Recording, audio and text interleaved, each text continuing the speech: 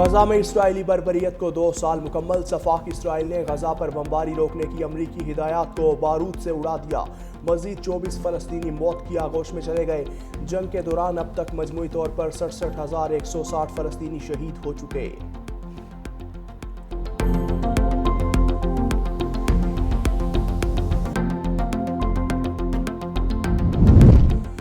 سندھ حکومت اور غیر ملکی سرمایہ کاروں کے درمیان ترقیاتی تعاون میں پیش رفت۔ وزیر بلدیات سید ناصر حسین شاہ سے چین کے سرمایہ کاروں کے وفد کی ملاقات میں سندھ میں ترقیاتی منصوبوں اور سرمایہ کاری کے مواقع پر تبادلہ خیال۔ چینی وفد کی کراچی سمیت سندھ بھر میں انفراسٹرکچر، ٹرانسپورٹ اور ڈیولپمنٹ منصوبوں میں سرمایہ کاری کی خواہش کا اظہار۔ وزیر بلدیات سید ناصر حسین شاہ کا کہنا تھا، چیئرمین بلاول بھٹو زرداری کے ویژن جت مطابق میں ترقیاتی عمل تیزی سے جاری ہے۔ سندھ میں ریکارڈ ترقیاتی منصوبے مکمل کیے گئے۔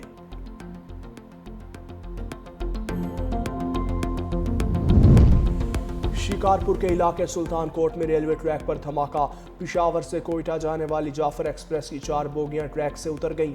دہشت گردی کے واقعے میں 4 مسافر زخمی۔ ٹرینز کی آمد و رفت معطل۔ ڈی ایس ریلوے کے مطابق ٹریک کی بحالی میں 10 گھنٹے لگ سکتے ہیں۔ وزیر داخلہ سندھ ضیاء الحسن نجار نے ایس ایس پی شکارپور سے رپورٹ طلب کر لی۔ ملوث دہشت گردوں کو جلد از جلد گرفتاری کا حکم دے دیا۔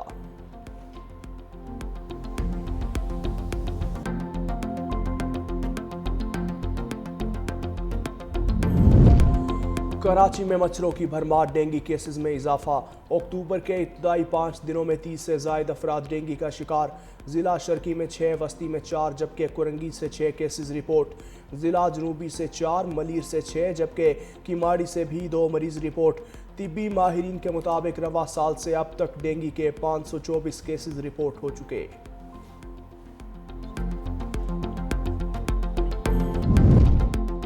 اسلام آباد ہائی کورٹ میں توشہ خانہ 2 کیس کی سماعت۔ وکیل سلمان صفدر نے کہا کہ توشہ خانہ میں پہلے ایک کیس بنایا، پھر دوسرا کیس بنایا۔ اگر پروسیکیوشن نے کیس کو چلانا تھا تو روکا کیوں تھا؟ چلا لیتے۔ توشہ خانہ 1 میں سزا سنائی گئی تو ہائی کورٹ کے ڈویژن بینچ نے سزا معطل کر دی۔ میرے اوپر جویلری، گراس سیٹ سمیت دیگر تحائف لینے کا الزام ہے۔ جو جج مجھے سزا دیتے ہیں وہ حق 342 کا بیان قلم بند کرنے کا موقع نہیں دیتے۔ ہم بور ہو گئے ہیں توشہ خانہ سن کر، بس کریں۔ سلمان صفدر کا کیس کا حتمی فیصلہ روکنے کی استدعا کی گئی۔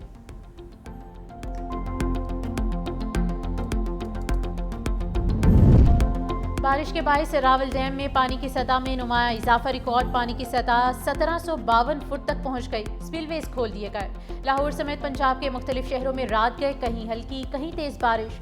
مظفر آباد، مالن، جبہ، کالام اور چترال سمیت پہاڑی علاقوں میں برف باری۔ محکمہ موسمیات نے بارشوں کا سلسلہ جاری رہنے کی پیشگوئی کی ہے۔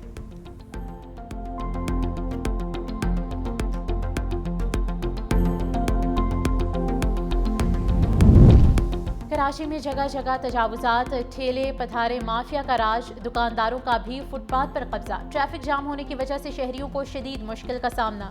پتھارے والوں نے انکشاف کیا ہے کہ روزانہ فی ریڑھی 600 روپے KMC اور پولیس کو بھتہ دیتے ہیں۔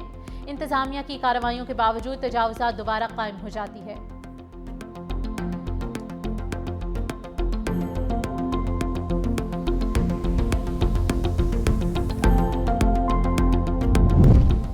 دو برس میں خواتین پر جنسی تشدد میں 90% اضافہ ہوا۔ خواتین اور بچوں کی اموات میں 4 گنا اضافہ ہوا۔ کشمیر اور فلسطین میں خواتین کو بین الاقوامی قانون کے تحت تحفظ فراہم کیا جائے۔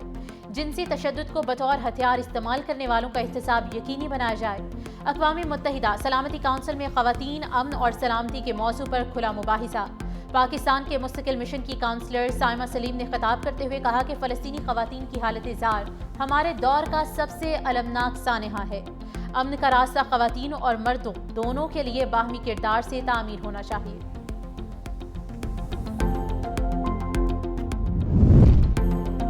چاند کا بناؤ سنگھار، رواں ماہ کے پہلے سپر مون کا آج نظارہ ہوگا۔ اسپارکو کے مطابق رات آسمان پر سال کے 3 سپر مونز میں سے پہلا سپر مون نظر آئے گا۔ نظارہ رات 8:47 پر دیکھا جا سکے گا۔ سورج غروب ہونے کے فوراً بعد مشرق سے طلوع ہوگا۔ طلوع آفتاب سے کچھ دیر پہلے مغرب میں غروب ہو جائے گا۔ روس रूसी सदर पुतिन और नेतन्याहू के दरमियान टेलीफोनिक राब्ता, मशरिक़ वस्ती की सूरत-ए-हाल और सदर ट्रंप के अमन मंसूबे पर गुफ्तगू हुई। ईरानी जौहरी प्रोग्राम का बातचीत से हल निकालने पर दिलचस्पी का इज़हार। पुतिन और नेतन्याहू के दरमियान शाम में मजीद इस्तेहकाम पर भी गुफ्तगू की गई।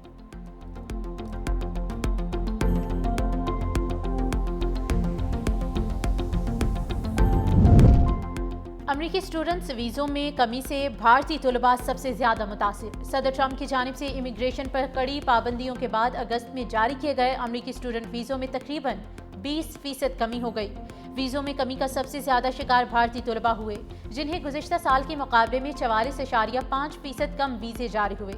अमरीका में गैर मुल्की तलबा की तादाद के हवाले से भारत की जगह अब चीन सबसे बड़ा मुल्क बन चुका है।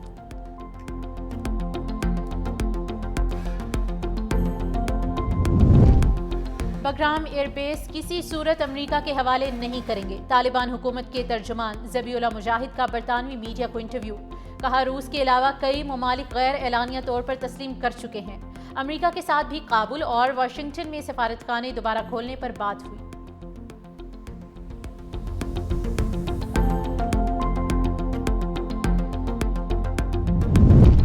तुर्किया में इस्राएली एजेंसी मोसाद के लिए जासूसी के इल्जाम में 2 अफराद गिरफ्तार। तुर्किया की इंटेलिजेंस एजेंसी MIT और पुलिस के मुश्तरका ऑपरेशन में गिरफ्तारी की गई। गिरफ्तार अफराद में एक निजी जासूस सरकान चिजिक और वकील तगरुल हानदीप शामिल। तुर्क मीडिया के मुताबिक सरकान चिजिक पर बराह रास्त मोसाद के लिए काम करने का इल्जाम है। वकील तगरुल हानदीप पर मोसाद से मुंसलिक एजेंट्स को मालूमात फरोख्त करने का इल्जाम है।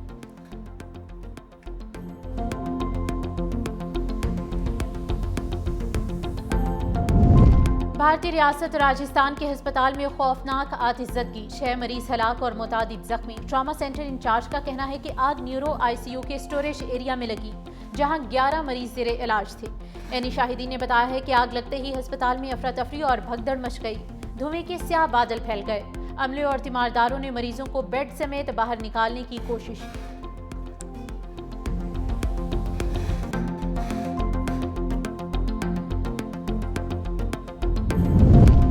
नोबेल इनाम बराए तिब अमरीकी और जापानी साइंसदानों के नाम। जिस्म के मुदाफ़ियाती निज़ाम पर तहकीक करने पर एजाज़ से नवाजा जाएगा।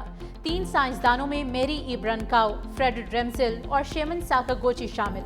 ऐलान स्वीडन के दारुल हुकूमत स्टॉकहोम में कायम नोबेल असम्बली में किया गया।